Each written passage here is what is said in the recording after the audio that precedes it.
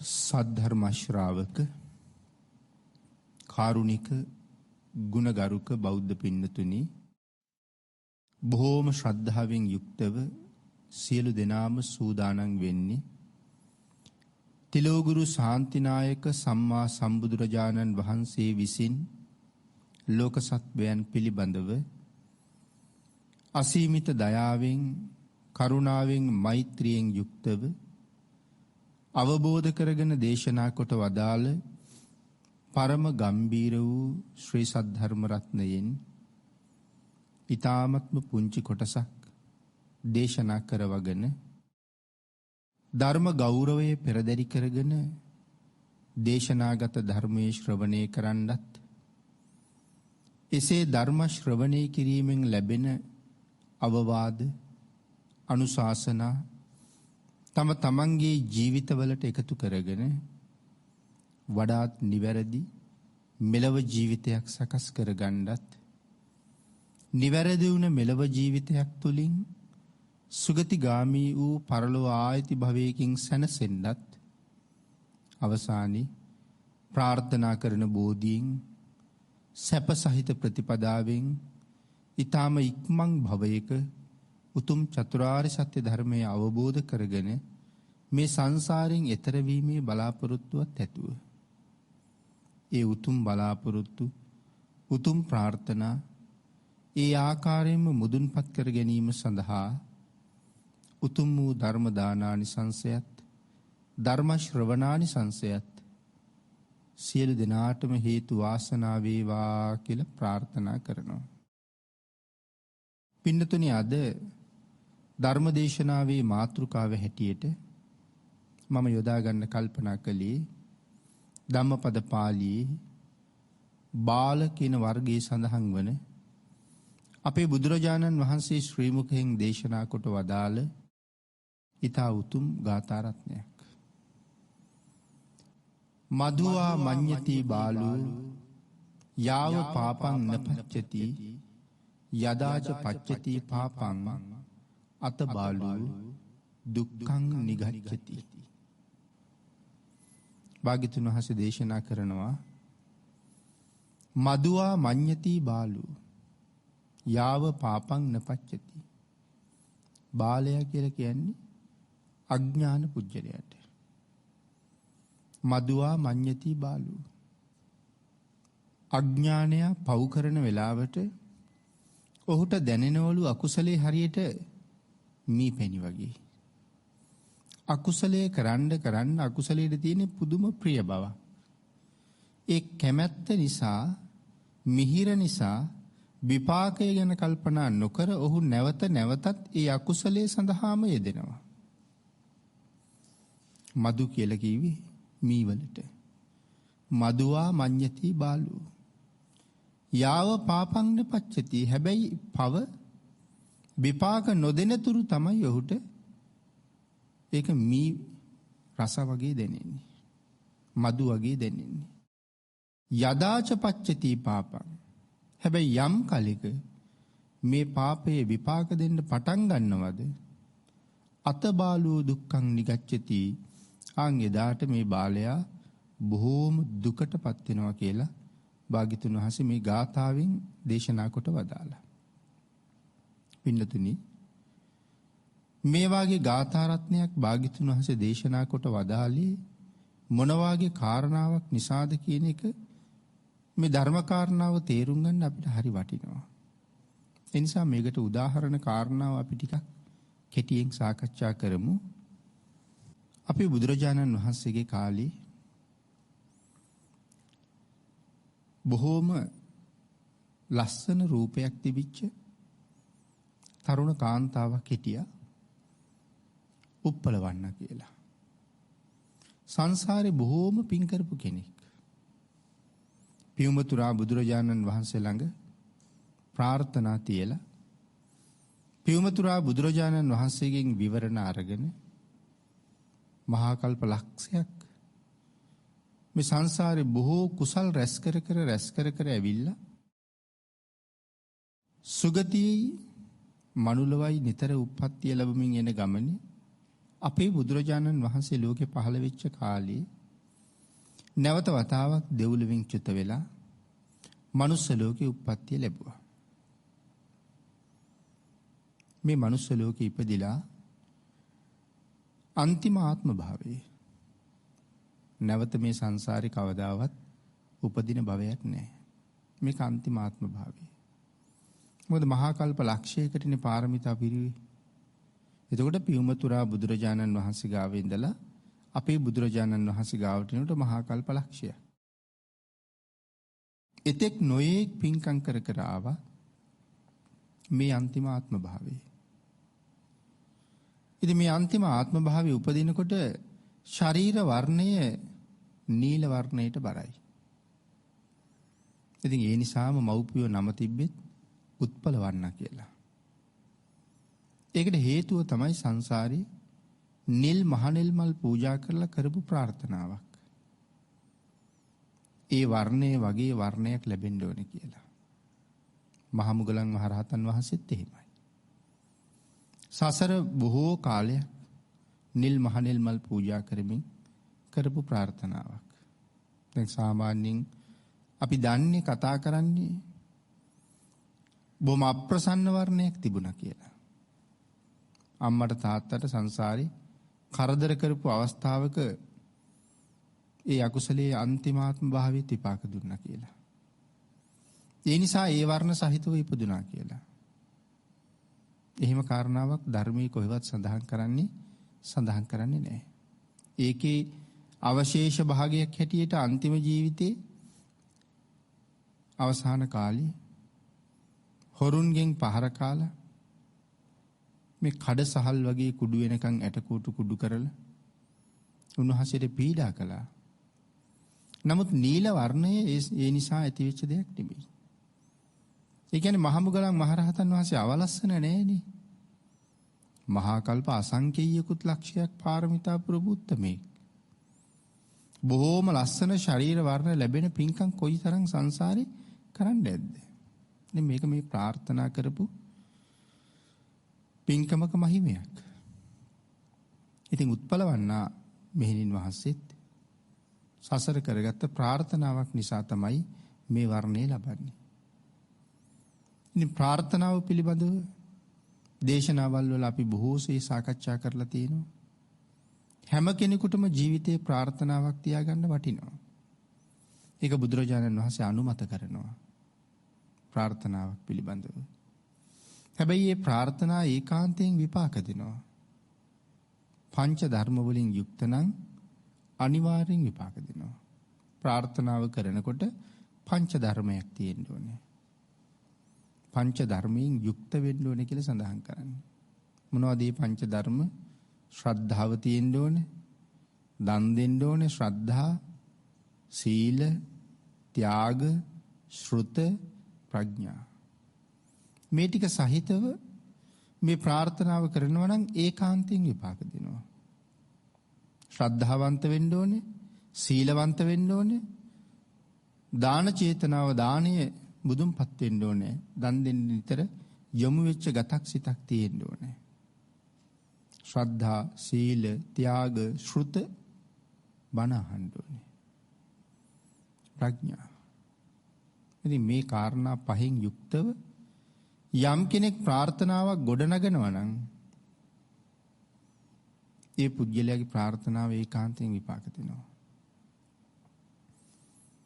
ඉතින් අපිටත් මේ වාගේ නොයේක් පින්කම් කරලා අපිට ප්‍රාර්ථනා කරන්න පුළුවන් නිවන් දක්නා ජාති දක්වා මම කොහොමද මේ ගමන යන්න ඕනේ? මේ සංසාරේ කොහොම මගේ වෙන්න ඕනේද?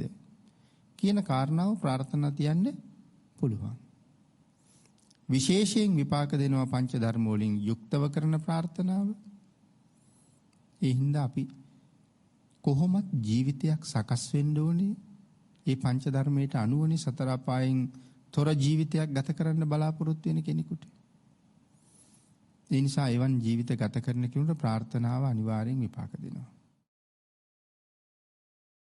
එතකොට උත්පලවන්නා තරුණ වයසට ඇවිල්ලා රූපයෙන් ඊටාම සුන්දර රූපයක්. ඒ තරුණ වියට එළෙමින් රාජකුමාරවරු සිටු කුමාරවරු, ප්‍රභූ පැලැන්තියේ හැම කෙනෙක්ම තරුණ කුමාරවරු ඇගේ පියාට පණිවිඩයක් එවනවා මැය විවාහ කරගන්න අපි කැමතියි කියලා. නමුත් දැන් තාත්තට ඒ වගේ පණිවිඩ කොච්චර එනවද? එතකොට කවුරු හරි එක්කෙනෙක් තෝරගෙන විවාහ කරලා දුන්නොත් අනිත් සියලු දෙනාම අමනාප වෙනවා. ඉතින් සිටුතුමා මහා ප්‍රශ්න රාශියකට මුහුණ දුන්නා. අන්තිමට මේ සියල්ලෙන් ගැලවෙන්න හිතාගෙන තමන්ගේ දුවට කතා කරලා කියනවා, දුවේ මහාන වෙන්න අදහසක් නැද්ද? සඳහන් කරනවා තාත්තා එහෙම අහන කොටත් හිතේ ඇතිවෙච්ච ප්‍රීතිය මෙපමණයි කියලා සඳහන් කරන්න බෑ කියලා. ඒක තමයි දියණියගේ ඒකායන ප්‍රාර්ථනාව, පැවිදි වෙන එක. ඉතින් ඒ නිසා තාත්තගේ වචනෙත් ලැබුණා. තාම කැමැත්තෙන් ඒකට ඉදිරිපත් වුණා. මෙහෙණවරට ගෙනහිල්ලා ඇරලුවා. සුදුසු කාලේ ඒ භික්ෂුණියක් බවට මෙහෙණින් වහන්සේලා පත් කළා. දැන් නවක භික්ෂුණියක්. පොයගේ වත ඒ භික්ෂුණීන් වහන්සේට පැවරුණා. අමදින්න ඕනේ, පහන් දල්වන්න ඕනේ, පැම් පෙරලා තියන්න ඕනේ. මේ ආදී සියලු වත්පිළිවෙත් ටික පවරලා තිනවා. එක දවසක් පොයගේ යමදලා පැම් පෙරලා තියලා සියලු කටයුතු නිමා කරලා පහන් දල්වලා ඒ පහන් දැල්ල දිහා බලාගෙන හිටියා. එකම අරමුණකින් මේ පහන් දැල්ල සැලෙන හැටි බලාගෙන හිටපු ඇයට ඒ අනුසාරයෙන්ම එයම කමටහන බවට පත් කරගෙන රහත් භාවය ලබන්න පුළුවන් වුණා. මොකද සංසාරේ පුරාගෙන ආපු පාරමිතා ගොඩක් තියෙනවා. ඒ පාරමිතා මේ වෙනකොට මනාව පූර්ණේ වෙලයි තියෙන්නේ. හරියට නිකන් හිරු එළිය වැටෙනකන් මෝරපු මල් කැකුළු බලාගෙන ඉන්නවා වගේ. හිරු එළිය පතිත වෙනවත් එක්කම පිපෙන්න තරම් මෝරලා තියෙන හැම කැකුලක්ම පිපෙනවා. තලවන්නා භික්ෂුණියත් සසර පුරාගත් පාරමිතාවන් නිසා පිනෙන් මෝරලා ඉන්නේ. අවශ්‍ය පොඩි නිමිත්තක් විතරයි. ඇය රහත් වුණා. ෂඩ අභිඥා ලැබුවා. සිව්පිලි සිඹියා ලැබුවා. ඉතින් තමන්ගේ බලාපොරොත්තුව, ප්‍රාර්ථනාව මුදුන්පත් කරගන්න අවශ්‍ය සියලුම කටයුතු දැන් සම්පූර්ණ කරගෙනයි ඉන්නේ. සදහටම දුක්ඛදායක සංසාරයෙන් අත මිදුණා. හැබැයි මේ කාලේ අපේ බුදුරජාණන් වහන්සේ මේ භික්ෂුණීන් වහන්සේලාට තනියම වාසය කරන්න එපා, කැලෑවේ වාසය කරන්න එපා කියලා ශික්ෂාපදයක් පනවලා තිබුණේ නැහැ. ඉතින් ඒ නිසා දවසක් චාරිකාවේ වඩින ගමන් එක්තරා අඹ උයනක නතර වුණා. ඒ අඹ උයන වාසය කරන්න හොඳයි කියලා හිතුණා. ඒ උයන ඇතුලේ පොඩි කුටියක් හදවගත්තා. නොතෙමේ ඉන්න වහලයක්, ආරක්ෂාව සඳහා වටතිර ඇදලා සදහැවතුන්ලා හුවා ඇතුලේ ආසනයක් තබාගෙන මේ කුටියේ තමයි වාසය කරන්නේ. ඉතින් එක දවසක් පිණ්ඩපාතේ වැඩම කළා. දහවල් කාලේ බොහෝම උණුසුමයි, අවුව සැරයි. දාන සිඟාගෙන ආපහු වඩිනකොට හරි වෙහෙසයි. අවුව සැර නිසා ඇස් නිලංකාර වෙලා ගිහිල්ලා කුටියට ඇතුල් වුණා. දානේ පාත්‍රයේ පසෙක තිබ්බා. මදක් අර යහනේ සතපුණා. හැබැයි ගිහි කාලේ ඉඳලා මේ උත්පලවන්නා රහත් මෙහෙණින් වහන්සේට මස්සිනා වෙන තරුණයෙක් පුංචි අවදියේ ඉඳලා ඇයට බොහෝම ආලය කෙරුවා. නමුත් මේ කාලේ ඔහු දැනගත්තා මේ අඹ උයනක තනියම ඉන්නවා කියලා. පිණ්ඩපාතේ වැඩි වෙලාවේ ඔහු ඇවිල්ලා අර ඇඳ යටට රිංගගෙන හිටියා. රහතන් වහන්සේ ඇඳේ සැතපුණා. මොහොතක් යන්න කලින් ඔහු ඇඳට ගොඩ වුණා. නමුත් සඳහන් කළා බාලයේ නැසෙන්න එපා කියලා ඔහුට නොඑක් වර ප්‍රකාශ කළා. නමුත් ඔහුගේ කාම දාහය බොහොම වැඩි. ඒ නිසා ඒ රහතන් වහන්සේට බැරි වුණා ඔහුව පාලනය කරගන්න. ඔහු තමන්ගේ අවශ්‍ය කාරණාව සම්පූර්ණ කරගත්තා. නිමා කරලා ඔහු ඇඳෙන් බැස්සා. බැහැලා එතන හිටගත්තා. තවත් මොහොතක් ඔහුට එතන රැඳෙන්න බැරුව ගියා. අවීචයෙන් නැගුණු ගිනිදැල් මෙවන් මහා පෞකාරයෙක් මේ මහ පොළොව මත තවත් දරන්න ඉඩ තියන්නේ නැහැ. එහෙම නැත්නම් මහ පොළොව මේ පෞකාරයා තවත් මගේ ගත මත තබා ගන්න සුදුසු නෑ කියනවා වගේ මහ පොළොව විවර වුණා. ඒත් එක්කම අවීචයෙන් ගිනිදැල් නැගුණා. හරියට නිකන් වටතිරයකින් වට කරගත්තා වගේ නන්ද කියන තරුණයා එහෙම්මම අවීචියටම ඇදගෙන ගියා. රහතන් වහන්සේට ඒකෙන් කිසිම හානියක් නැහැ. මොකද රහතන් වහන්සේට කාම දාහයක්, කාම තෘෂ්ණාවක් ඇත්තේම නැති නිසා බ්‍රහ්මචර්යාවට කිසිම අන්තරාවක් නැහැ. නමුත් අනික් භික්ෂුණීන් වහන්සේලාට කාරණාව ප්‍රකාශ කළා. මම මේ වාගේ අනතුරකට භාජනය වුණා කියලා. ඒ භික්ෂුණීන් වහන්සේලා ඒ කාරණාව භික්ෂූන් වහන්සේලාට මතක් කළා. භික්ෂූන් වහන්සේලා ඒ කාරණාව බුදුරජාණන් වහන්සේට මතක් කළා. ඉතින් බුදුරජාණන් වහන්සේ දැන් කාරණාව දන්නවා. එක දවසක් බුදුරජාණන් වහන්සේ ධම්සභා මණ්ඩපයට වඩිනකොට භික්ෂූන් වහන්සේලා පිරිසක් ධම්සභාවේ සාකච්ඡා කර කර ඉන්නවා. බුදුරජාණන් වහන්සේ අහුව මහණෙනි මොන වගේ කාරණාවක්ද කතා කරන්නේ? උන්වහන්සේලා කතා කර කර හිටියේ රහතන් වහන්සේලාත් කාමයේ පරිහරණය කරනවා. එතකොට තව පිරිසක් සඳහන් කරනවා ඒ උන්වහන්සේලා විතරක් ගස්ගල් නෙමෙයි. උන්වහන්සේලාත් ආහාර පාන වලින් පෝෂණය වෙච්ච ශරීර තියෙන අය. මේ කාම ලෝකේ කාටත් ඒක පොදුයි. එතකොට කතාවක් නැගුණා. එතකොට කවුද කාම සේවනය කරන්නේ නැති අය? මේ සාකච්ඡාව අතරේ තමයි බුදුරජාණන් වහන්සේ වැඩි. එතකොට කාරණාව අහනකොට මේ කාරණාව මතක් කළා. එතකොට අපේ බුදුරජාණන් වහන්සේ ඒ භික්ෂුන් වහන්සේලාට දේශනා කළා මහණෙනි පියුම් පතක යම්සේ ජලය රැඳෙන්නේ නැද්ද? ඉදිකටු මුණතක් උඩ අබෑටයක් යම්සේ රඳවන්න බැරිද? ආන් ඒ වගේ රහතන් වහන්සේලා ළඟ කවදාවත් කාම දාහයක්, කාම පිපාසයක් ඇත්තේම නැහැ කියලා. කාමයේ සේවනයේ නොකරන උත්තමයන් අතර රහතන් වහන්සේලා ඉදිරියෙන්ම වැඩ ඉන්නවා කියන කාරණාව බුදුරජාණන් වහන්සේ දේශනා කරමින් තමයි මේ ගාථා රත්නයත් දේශනා කළේ. මදුආමඤ්ඤති බාලෝ යාව පාපන්න පච්චති. බාලයා පව් කරන්න ගියහම ඔහුට පව හරියට මීපෙනි වගේ මිහිරි. නමුත් යම් දවසක විපාක දෙනවද? ආන්ගේ විපාක දෙන දවසට ඔහු ඊටාම දුකටපත් වෙනවා. දැන් බලන්න නන්දට වෙච්චදී නන්ද කී කාලයක් බලාපොරොත්තු තියාගෙන සැලසුම් හදාගෙන උන්වහන්සේ ඉන්න තැන හොය හොය මේ අකුසලයට සූදානම් වෙන්නේ නැද්ද කියලා. ඉන්න තැන දැනගත්තාම ඉන්නේ හැටි දැනගත්තාම ඔහු කොයිතරම් සතුටු වෙන්නේ නැද්ද? මේ කවුරුවත් නැති මේ වනාන්තරේ මේ අඹ උයනේ තමන්ගේ අවශ්‍යතාවය සම්පූර්ණ කරගන්න කොයිතරම් සතුටින් බලාගෙන ඉන්නේ ඇද්ද? ඇඳ යටට රිංගනකොට රහතන් වහන්සේ කුටිය ඇතුළට වඩිනකොට වෙහෙස නිසා යහනේ සැතපෙනකොට ඔහුට කොයිතරම් ප්‍රීතියක් සතුටක් දැනෙන්නේ ඇද්ද? නමුත් මොහොතකින් පස්සේ ඔහුට සිදුවෙච්ච දේ අද මේ කතා කරන මොහොතෙත් අවීචී දුක් විඳිනවා. අන්තර්කල්පයක් අවීචීින්ද සිද්ධ වෙනවා.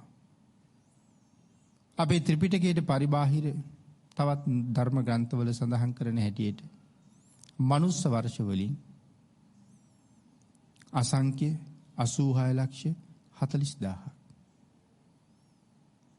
අවීචී දුක් විඳින්න සිද්ධ වෙන තරම් මහ කරුමයක් ඔහු කරගත්තා.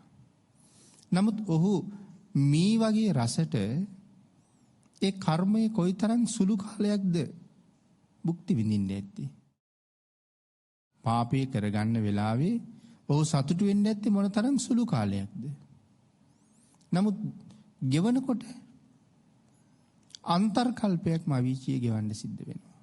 අන් ඒකයි භාග්‍යතුන් වහන්සේ මේ සඳහන් කරන්නේ. පව්කාරයා පව් කරනකොට හිතන්නේ මේ පැණි වගේ. නමුත් බිඳවනකොට Tamanට තේරෙන්නේ නැහැ ඒක කොච්චර කාලයක් කොයි විදිහට විඳවන්න වෙනවද කියන කාරණාවත්. මේක ජීවිතේ හැම තැනටම එකතු කරගත්තේ හැකි. දැන් හිතලා බලන්න පව් කරන්න ගියහම ලෝභය නිසා මිනිස්සු කොයිතරම් මේ අකුසලයට පෙළඹෙනවද කියලා. ලෝභය නිසා අකුසල් කරනවා, ද්වේෂය නිසා අකුසල් කරනවා, මෝහය නිසා අකුසල් කරනවා.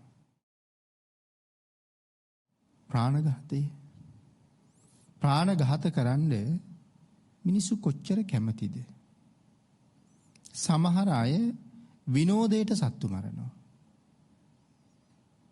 විනෝදයට දඩේම යනවා. විනෝදයට මාළු බානවා. විනෝදයට ඔය කෘමි සත්තු මරනවා. දැන් සමහර ලාවට අර මදුරුවෝ එහෙම මරන්න පොඩි උපකරණයකුත් තියෙනවා මේ කාලේ. අර නෙට් බෝල් පිටක් වගේ. ඉතින් ඒ වගේ එකක් පාවිච්චි කරලා සමහරලාට පොඩි අයට විනෝදයට දීලා තියෙන්නේ. ලං කෙරුවාම සතා පුපුරලා මැරෙනවා. විදුලි සැර වෙදිලා.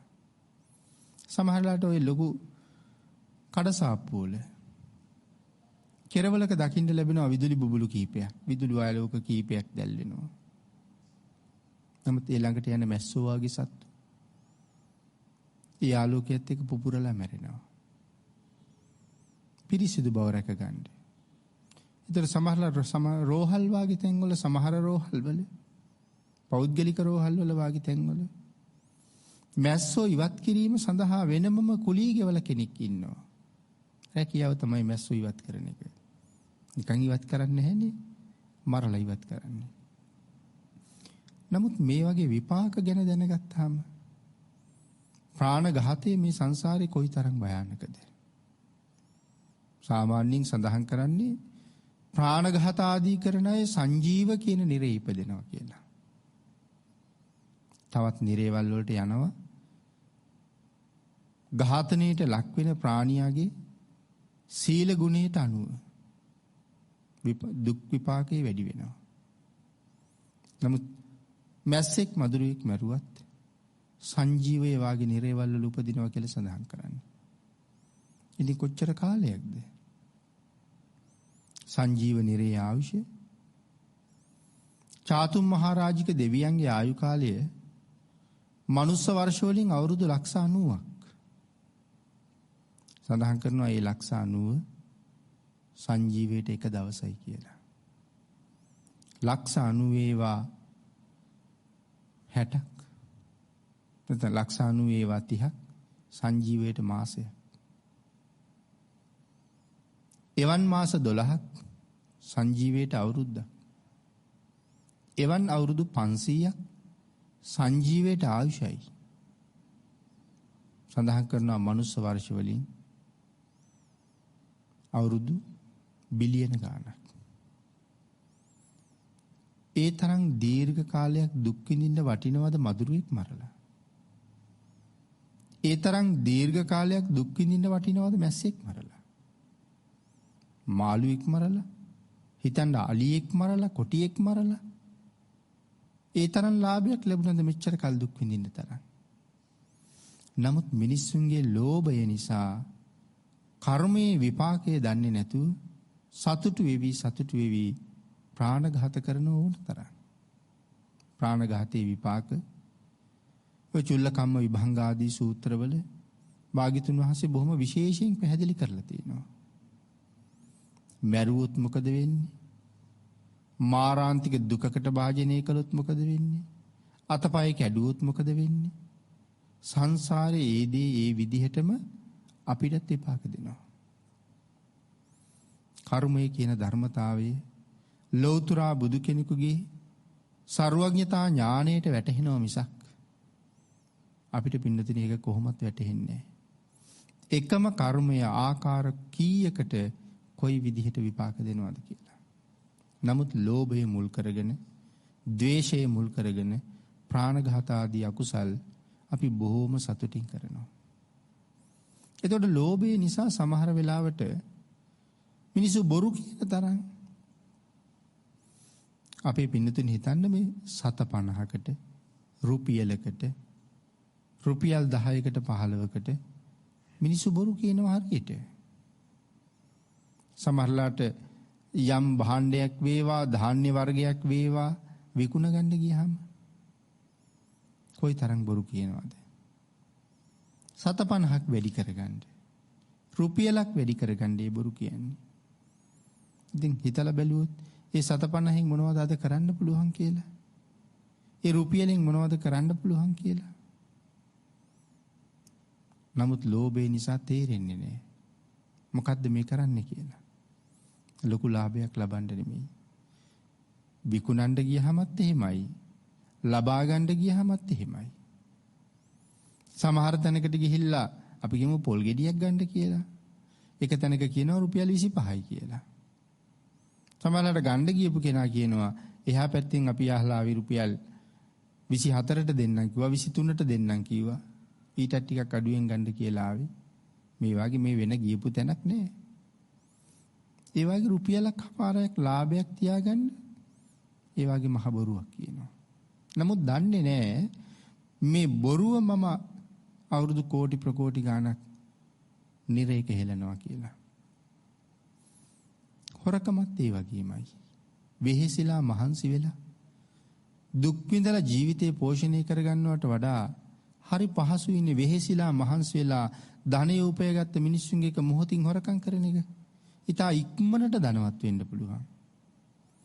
ඒ නිසා එහෙම කරලා ධනවත් වෙන්න හදන අයත් ඉන්නවා. අනුන්ගේ ජීවිතවලට හානි කරලා ධනවත් වෙන අයත් ඉන්නවා. රාරක් විකුණලා, මත් කුඩු තවත් මත්ද්‍රව්‍ය නොයෙක් දේවල් විකුණලා එහෙම ධනවත් වෙන අයත් ඉන්නවා. හොරජාවාරම් කරලා ධනවත් වෙන අයත් ඉන්නවා. ඒ සමහර තැන් වලින් වරායවල් වාගේ තැන් වලින් නොයෙක් බඩු බාහිර ආදී හොරෙන් අරගෙන ලාභ මුදලට විකුණලා බොහොම වේගෙන් ධනවත් වෙන්න උත්සාහ කරනවා. ඒක තමයි මේ සඳහන් කරන්නේ භාග්‍යතුන් වහන්සේ බාලයා මේ පව කරන තාක්කල් ඒක මී වගේ හිතනවා. ඒ වේගෙන් අතට මුදල් එනවා. ඔහුට තියෙන පුදුම සතුටක්. දරා ගන්න බෑ තමන්ගේ ධන සම්පත් පිළිබඳව. නමුත් සංසාරේ සතර අපායේ වැටිලා අවුරුදු කෝටි ප්‍රකෝටි ගණන් දුක් විඳලා අන්තිමට කිසියම්ම කාලයක මනුස්ස ලෝකේ ඇවිල්ලා ඉපදුනත් අන්ත අසරණ දුගී දුප්පත් වෙලා උපදින්නේ. කොයි තරම් හම්බ කෙරුවත් ඒක Tamante අපි කියන්නේ වගතු වෙන්නේ නැහැ කියලා. සමහරලාට ඒ හම්බ කරගන්න එක හිසේ රදයකට වෙදකම් කරන්නම ඉවර වෙනවා. එහෙම නැත්නම් ලෙඩ සහිත දුක් සහිත අය මුණ ගැහිලා දරුවෝ ලැබෙනවා එහෙම, ස්වාමි භාර්යාවෝ ලැබෙනවා එහෙම, මුළු සේ සතම ඒ වෙනුවෙන් වියදම් කරන්න සිද්ධ වෙනවා. අන්තිමට ඉන්න ගෙවල් දොරවල් පවා උකස් කරලා අනන්ත දහදුක් විඳ ජීවත් වෙන්න සිද්ධ වෙනවා. නමුත් සංසාරේ කාලයක් තිස්සේ හොඳයි කියලා තමන් කරගත්ත දේවල් වල ඊළඟ ප්‍රතිඵලය මේ තියෙන්නේ. ඉතින් දවසක ඒ ප්‍රතිඵලයේ භුක්ති විඳින්න නම් අද මෙහෙම කරන්න අවශ්‍ය නැහැ කියන එකයි සඳහන් කරන්නේ. ඊළඟට පින්නතුනි දැන් මේ කාලේ වාගේ කල්පනා කරලා බලහම දැන් මේ ලෝකෙටම व्यसනයක් තියෙන කාලයක් නේ. එතකොට අපි හැමෝම මරණයට මූණ දීගෙන වෙනදට වඩා මරණ බය දැනෙමින් ඉන්න කාලයක්. කොයි වෙලාවෙ වෛරස් වලට ගොදුරු වෙයිද? කොයි වෙලාවෙ රෝග වැළඳෙයිද? කොයි විදිහට ආසාදනය වෙයිද අසාධ්‍ය වෙයිද? මේ කියන දේවල් ගැන හැමෝම සැකෙන් සහ බයෙන් ජීවත් වෙන කාලයක්. අපි අපේ ජීවිතයට කොච්චර ආදරෙයිද කියන කාරණාව හොඳට දැනෙන අවස්ථාවක්. හැමෝම වෛරස් වලින් බේරෙන්න නොයෙක් උපක්‍රම පාවිච්චි කරමින් කටයුතු කරන්නේ ජීවිතය ආරක්ෂා කරගන්න ඕන නිසා. ඉතින් එතකොට ලෝකෙටම व्यसනයක් තියෙනකොට මරණය පේනවා කියන කාරණාව දැක අපිට මේ හොඳටම පෙන්නලා තියෙන්නේ දේවදූතෙක්. ඒ දේවදූත සූත්‍රයේ භාග්‍යතුන් වහන්සේ දේවදූතයෝ කීප දෙනෙක් ගැනම පැහැදිලි කළානේ.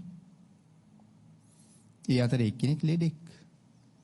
ඒකට අපි ලෙඩු ඔක්කොම දකින්නවා. දැන් අපි ඔක්කොටම තියෙනවා ව්‍යසනයක්. දැන් අපි ඒකට බයේ ජීවත් වෙනවා. දැන් අපිට හොඳට තේරෙනවා මරණ බය. එහෙනම් අපි මොනවද කරන්න ඕනේ? මරණ බය වෙනතට වඩා හොඳට දැන් දැනෙනවා නම් වෙනද මැරෙනවා කියලා හිතුවේ නෑ. දැන් ඒක හොඳට දැනෙනවා. දැන් කරන්න ඕනේ වහවහ පිංකම් කරගන්න ඕනේ. වහ කුසල් රැස් කරගන්න ඕනේ. හැමෝම අපහසුතාවයටපත් වෙලා ඉන්න වෙලාවේ Tamanට පුළුවන් නම් හැමෝටම උදව් කරන්න ඕනේ. නමුත් එහෙම හැඟීමක් ධර්මයේ නොදන්න නිසා සමාජයෙන් දකින්න ලැබෙන්නේ හරි අඩුවෙන්. සමහරලාට නැති හිගයක් මවාපාලා බඩු බාහිර ආදී බලාපොරොත්තු වෙනවට වඩා බොහොම වේගින් ඉහළ යනවා. එකම වෙළඳ පොලෙන් උදේ අරගත්ත භාණ්ඩයේ හවස අරගන්න ගියහම උදේ ගත්තට වඩා ගාණ වැඩි. ඉතින් අවස්ථාවෙන් ප්‍රයෝජන අරගෙන ධනවත් වෙන්න වීර්ය කරන හැටි. නමුත් ඒ උත්සාහ කරන පුද්ගලයාද හෙට දවසේ මේ තත්වයට ගොදුරු වෙලා මෙලවත් හරින්න පුළුවන්. නමුත් මේ කපටිකම් කර කර හම්බ කරපු ධනය ඔහුත් එක්ක එනවනම් හොඳයි. නමුත් කවදාවත් ඒ වස්තුව ඔහුත් එක්ක එන්නේ නැහැ. ඒ සියල්ල මහ පොළොව උඩ දාලා ඔහු විතරක් තනියම ගිහිල්ලා. එතකොට මොනවද අරන් යන්න හම්බ කරලා තියෙන්නේ? මේ කපටිකම් කර කර වංචා කර කර හම්බ කරපු ඔක්කොම ලෝකයට දාලා ගිහිල්ලා. එතකොට මේ උතුමන්ට නිග්‍රහ කරනවා බොහෝම කැමැත්තෙන්. හිතන්නකො බුදුරජාණන් වහන්සේට නිග්‍රහ කරන අය, ධර්මයට චෝදනා කරන අය, සංඝ රත්නයේ තරාතිරමක් හිතන්නේ නැතුව චෝදනා කරන අය. සමහරට මොනවද දැනගෙනද චෝදනා කරන්නේ? ඒ තුලින් රැස් කරගන්න අකුසල් ප්‍රමාණයක් මෙපමණයි කියලා සීමාවක් නැහැ. නමුත් චෝදනා එල්ල කරනකොට බොහෝම සතුටින් තමයි චෝදනා කරන්නේ. මෙන්න මේ ආදී වශයෙන් කාරණා රාශියක් මේ කාරණාවත් එක්ක අපිට ගොනු කරලා සාකච්ඡා කරන්න පුළුවන්. නමුත් අපිට තව හිතාගන්න දේවලුත් ඕන තරම් තියෙනවා. අකුසල් රැස් කරනකොට පුජ්‍යලයා කොයිතරම් කැමැත්තෙන්ද ඒකට යෙදෙන්නේ. හැබැයි ඔහු අකුසල් කියලා කල්පනා කරන්නේ නැහැ සමහර වෙලාවට. ඉතින් බණ අහලා නැති නිසා, ශ්‍රද්ධාව නැති නිසා. බණ අහලා තියෙනවා නම්, ශ්‍රද්ධාව තියෙනවා නම්, සීලයට කැමැත්තක් තියෙනවා නම් කවදාවත් අකුසල් කරන්න හිතෙන්නේ නැහනේ. ඉතින් බණ අහලත් නැති නිසා, අකුසල විපාකයක් නොදන්න නිසා, කර්මයේ කර්මඵලයේ නොවැටහෙන නිසා ਉਹ අකුසලයටම බර වෙනවා. බොහොම සතුටින් ඒක කරගෙන යනවා. හැබැයි විපාක විඳිනකොට අති දීර්ඝ කාලයක් නිමක් නැති දුක් සතර අපායෙම විඳිනවා. අංගේ කාරණාව අපි අපේ ජීවිතවලට හැම කටයුත්තක් ළඟම එකතු කරන්න ඕනේ. අපේ භාග්‍යතුන් වහන්සේ එක අවස්ථාවක දේශනා කොට වදාලා, මහණෙනි, මහත් වූ ලාභයක් ඔබලාට අවශ්‍ය නම් ඒ මහත් වූ ලාභේ වෙනුවෙන් පුංචි පුංචි ලාභ අත්හරින්න කියලා. මහත් සැපයක් වෙනුවෙන් පොඩි පොඩි සැප අත්හරින්න කියලා දේශනා කළේ. මොකද්ද මේ මහත් වූ ලාභය? සතර අපායෙන් මිදිච්ච උතුම් නිවන් සෝය වෙනුවෙන් මේ ලෝකෙ වින්දනය කරන අකුසල් සහිත සැප අත්හැරලා දාන්න කියලා දේශනා කළා. මේ කාරණාව ගැඹුරටම සඳහන් කරනකොට නම් දෙව් සැපය බඹ සැපයත් අත්හරින්න කියලා දේශනා කරන්නේ. නිවන් සැපේ වෙනුවෙන්. දෙව්ලොව ප්‍රාර්ථනා කරන්නත් බඹලොව ප්‍රාර්ථනා කරන්නත් නෙමෙයි, උතුම් නිවන් සැපේටම යන්න කටයුතු කරන්න. එනි අපි මුලින් ප්‍රාර්ථනාව ගැන වචනයක් සඳහන් කළා. ඒ නිසා අපි ප්‍රාර්ථනාවක් නිවන වෙනුවෙන් නමුත් ගොනු කළ යුත්තේ ඊටාම ඉක්මන් භවයක ඊටාමත්ම කෙටි කාලයකින් සැප සහිත ප්‍රතිපදාවකින් උතුම් චතුරාර්ය සත්‍ය ධර්මය අවබෝධ කරගන්න මේ කුසල් හේතු වෙන්න ඕනේ කියලා. එතකොට ඊටාම ඉක්මන් භවයකින් කියලා සඳහන් කළේ. දැන් අපිට සමහරලාට අපි කාටවත් කියන්න බෑනේ මේ ගෞතම සම්මා සම්බුද්ධ ශාසනය තුලදීම මට නිවන් අවබෝධ වේවා කියලා. අපිට එහෙම වෙන්නත් පුළුවන්, නොවෙන්නත් පුළුවන්. ඒ අතරේ සමහර ප්‍රාර්ථනා අපි දකිනවා මෛත්‍රී භාග්‍යතුන් වහන්සේ දැකලම නිවන් දකින්න ලැබෙන්න ඕනේ කියලා. ඉතින් මෛත්‍රී භාග්‍යතුන් වහන්සේ දැකලම නිවන් දකින්න නම් අපි මේ ජීවිතේ කොයිතරම් සූදානම් වෙන්න ඕනේද ඒකට? මොකද මෛත්‍රී වර්ණාව වගේ තැන්වල සඳහන් කරලා තියෙනවානේ මෛත්‍රී භාග්‍යතුන් වහන්සේ දකින්නේ කවුද? මෛත්‍රී භාග්‍යතුන් වහන්සේ නොදකින්නේ කවුද? කියන කාරණාවල්. ඉතින් මේ ගාථා රත්නයට අනුව අපි සාකච්ඡා කරපු මේ වාගේ අකුසල කර්මයන් කර කර ජීවත් වෙනවා නම් දැන් හිතන්නකෝ මේ කාලේ කෙනෙක් අවීචියට ගියොත් දැන් නන්ද අවීචියට ගියා. නන්ද අවීචියට යනකොට මිනිස්සුන්ගේ පරමාවශ්‍ය තිබුණේ 120. තාමත් මිනිස්සුන්ගේ පරමාවශ්‍ය තියෙන්නේ අවුරුදු 120. ඒ පරමාවශ්‍ය අවුරුදු 100න් පල්ලෙහාට බැස්සට පස්සේ මිනිසුන්ට ධර්මයේ තේරෙන්නේ නැහැ. හැබැයි අවීචී අන්තර්කල්පයක් ඉන්නවා කියලා කියන්නේ නන්දට ආපහු අවීචියෙන් ගොඩ එන්න වෙන්නේ ඊළඟ අන්තර්කල්පේ මිනිසුන්ගේ ආයුෂය අවුරුදු 100ත් 120ත් අතර වාගේ කාලේ. ඉතින් ඒ වෙනකොට මෛත්‍රී භාග්‍යතුන් වහන්සේගේ ශාසනය හුළඟවත් ලෝකේ නැහැ. එතකොට කොච්චර දේවල් අපිට හිතර කටයුතු කරන්න සිද්ධ වෙනවද? නමුත් මෛත්‍රී භාග්‍යතුන් වහන්සේගේ ශාසනයේ රහත් වෙන්න ප්‍රාර්ථනා කළත් අපිට නිශ්චිතවම කියන්න බෑ ඒක වෙයි කියලා. වෙනතේ එහෙම වෙනවනම් මෙච්චර ඈත මේ සංසාරේ එන්න ඕනේ නෑනේ. අනවතග්ග සංයුත්තේ දේශනා කරනකොට භාග්‍යතුන් වහන්සේ දේශනා කළේ එකම අම්ම කෙනෙක් වෙනුවෙන් අඬාපු කඳුළු සාගර ජලයට වඩා වැඩි කියලා. ඉතින් හිතන්නකෝ ඒ කාරණාවම මහා සාගර ජලයට වඩා කඳුළු සාගරයක් පිරෙන්න එකම අම්මෙක් වෙනුවෙන් මේ සංසාරේ අඬලා තියෙනව නම් බුදුවරු කෝටි කීයක් පහු කරන්නේ නැද්ද අපි? මොනතරම් බුදුවරු දකින්නේ නැද්ද අපි? ඉතින් තාමෝක උනේ නැහැනේ. එහෙනම් මෛත්‍රී භාග්‍යතුන් වහන්සේ ළඟ ඒක කරගන්න පුළුවන් වෙයි කියලා අපි දන්නේ නැහනේ. අන් ඒකයි ඊටාම ඉක්මන් භවයක. ඒක ඊළඟ භවයේ වෙන්නත් පුළුවන් එතකොට. ඊටාමත්ම කෙටි කාලයකින් පහසුම ආකාරයෙන් සැප සහිත ප්‍රතිපදාවෙන් අපේ ශාසනයේ සැප සහිත ප්‍රතිපදාවෙන් නිවන් දැකපු උත්තමයන් වහන්සේලා අතර මුලින්ම ඉන්නේ දාරුචීරිය මහරහතන් වහන්සේ. ඒ භාග්‍යතුන් වහන්සේ මගදී මුණ ගැහෙන්නේ ස්වාමීනි මට ඊටා කුඩා දේශනාවක් ඇති කියලා කියහමයි භාග්‍යතුන් වහන්සේ බැලුවේ. ඉතින් මේ මහ පාරේ පිණ්ඩපාතේ වඩින ගමන් තමයි අනුශාසනාව කළේ. මාස ගණන් සුමාන ගණන් කර්මස්ථාන අරගෙන ගිහිල්ලා භාවනා කළේ නැහැ කොහෙවත්. ඒ දේශනාව අතරෙම රහත් වෙනවා. ප්‍රතිපදාව හරි සැප සහිතයි. ඉතින් දුක් සහිත ප්‍රතිපදාවෙන් රහත් වෙච්ච අයත් ඕන තරම් ඉන්නවා.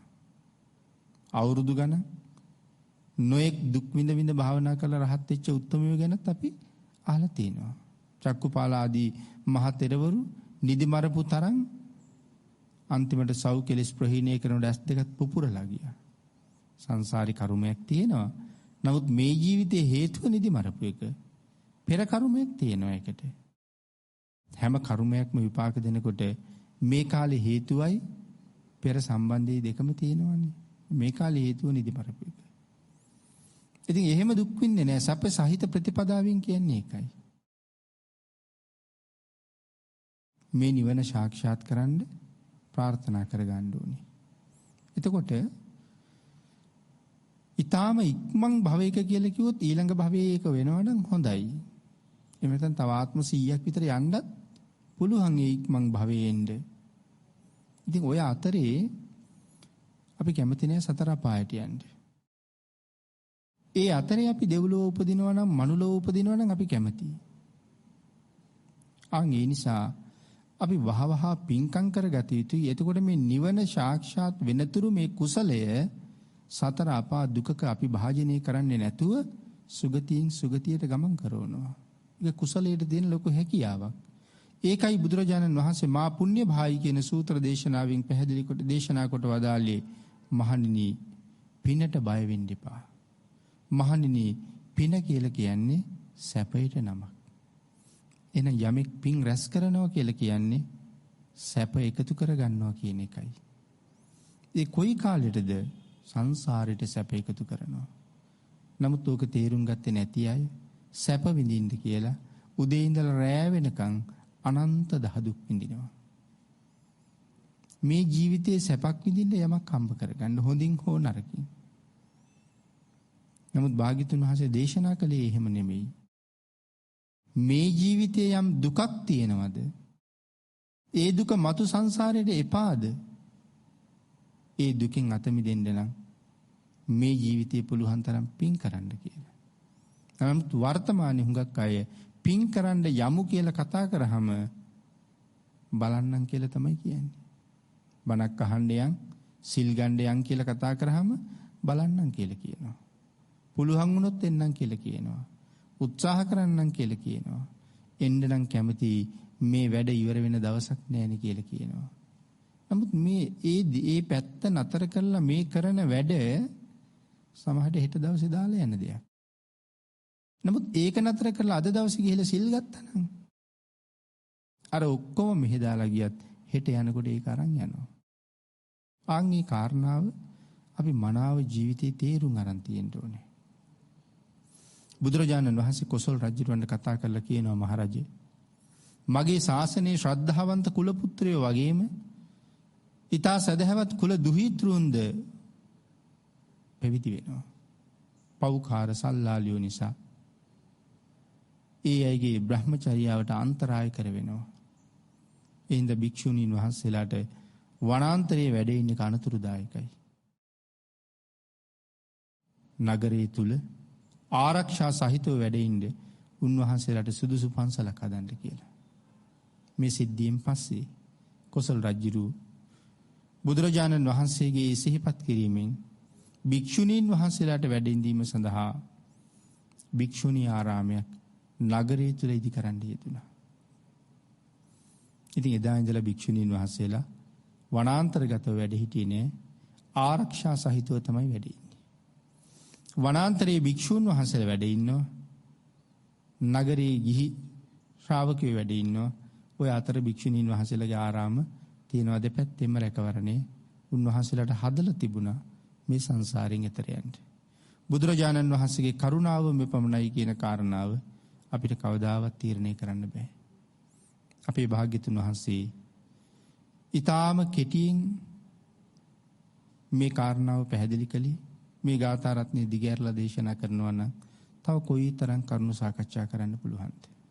නමුත් සම්පින්ඩණය කරලා අකුසල කරන පුද්ගලයා අකුසලේ කරන වෙලාවට ඒක මී වගේ දකින්නවා.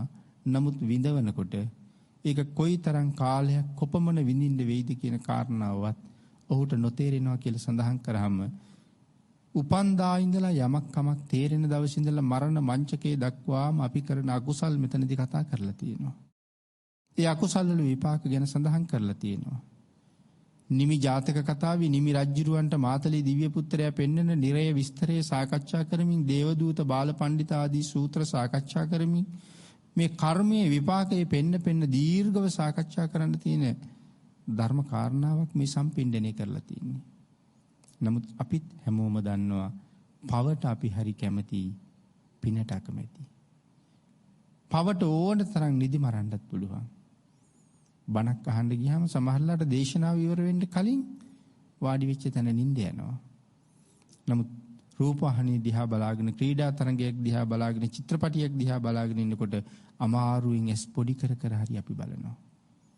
බලන්න වෙනස කොච්චරද කියලා. ඒ කාරණාවන්ගෙන් තව ලොකු කරුණු තේරෙනවා. ආන්ගේ නිසා අකුසලයෙන් ඈත් වෙලා කුසලයේ මත පිහිටන්න. අකුසලයේ සුළු කාලයයි සැපගෙනල්ලා දෙන්නේ. නමුත් කුසලය අවුරුදු කෝටි ප්‍රකෝටි ගණන්, කල්ප ගණන් සුවයටපත් කරනවා. අකුසලයට වඩා කුසලය හරි බලවත්. ඒ බලවත් වූ කුසලෙහි යෙදිලා මෙලව පරලව සුවපත් කරගෙන ඒ ප්‍රාර්ථනා කරන උතුම් අමා මහ නිවනින් සැනසෙන්න අපි සියලු දෙනාටම තුනුරුවන්ගේ ආශිර්වාදයෙන් ශක්තිය, ධෛර්යය, වාසනාව උදා වේවා කියලා ප්‍රාර්ථනා කරමු.